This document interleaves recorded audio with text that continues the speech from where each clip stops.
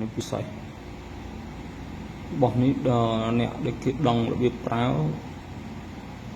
គឺឲ្យហៅលុយហើយការពារមុនខ្មៅបាននឹងស័ក្តិសិទ្ធិសុទ្ធតែយន់សុទ្ធតែមុនសាច់សម្រុតបាតនេះសរសៃកោះបាន